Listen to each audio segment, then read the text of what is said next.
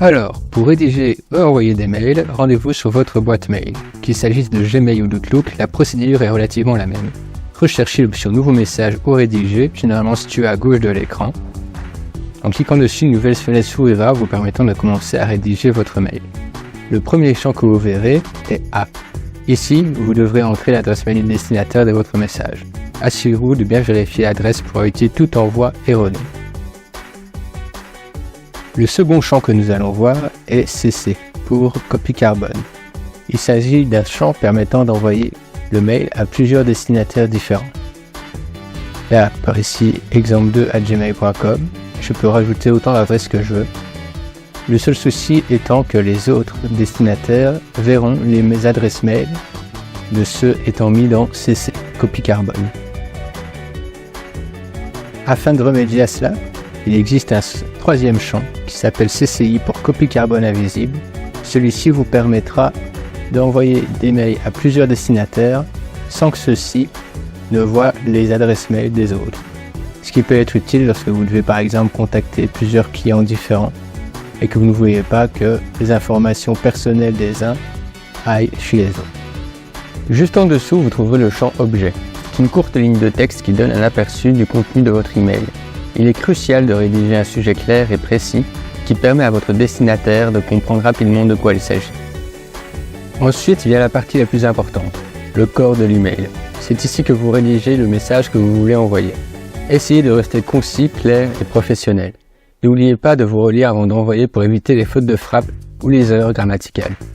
Vous pouvez penser la rédaction de votre mail comme celle d'une lettre. Commencez toujours par une formule de politesse. Un simple bonjour suivi du nom de la personne suffit amplement. Introduisez ensuite l'essentiel de votre message. Tâchez de rester concis et d'espacer les différentes phrases pour une meilleure lisibilité. Pensez également à conclure par une formule de politesse. Cordialement ou sincères salutations sont souvent de bons choix pour un mail à une instance officielle ou pour une première prise de contact. N'oubliez pas non plus de signer de votre nom et prénom afin d'éclairer le destinataire sur la provenance du mail. Dans la fenêtre de rédaction, vous aurez la possibilité d'ajouter une ou plusieurs pièces jointes. Il s'agit de fichiers qui seront transmis avec votre mail. Pour cela, il vous suffit de cliquer sur l'icône d'attache trombone. Vous aurez alors un menu qui s'ouvrira, permettant de sélectionner un fichier présent dans votre appareil. Il peut s'agir de documents, d'images ou de très courtes vidéos. Le type de fichier importe peu, mais sachez néanmoins que celui-ci ne pourra pas dépasser une certaine taille, 25 mégaoctets ou l'équivalent d'une dizaine d'images de bonne qualité. Une fois que vous avez terminé de rédiger votre email et que vous êtes satisfait du résultat, cliquez sur Envoyer, généralement situé en bas de la fenêtre de rédaction. Sur smartphone ou tablette, la procédure est la même. Néanmoins, le bouton Envoyer peut parfois être remplacé par une icône d'avion en papier dans un souci d'ergonomie. Enfin, pour terminer, voici quelques bonnes pratiques rédactionnelles pour rédiger au mieux vos emails. Tout d'abord, pour éviter les oublis ou les envois malencontreux, il vous est conseillé de suivre ces étapes dans l'ordre. Premièrement, commencez par attacher votre pièce jointe s'il y en a. Deuxièmement, écrire l'objet du mail. Troisièmement, rédiger le contenu.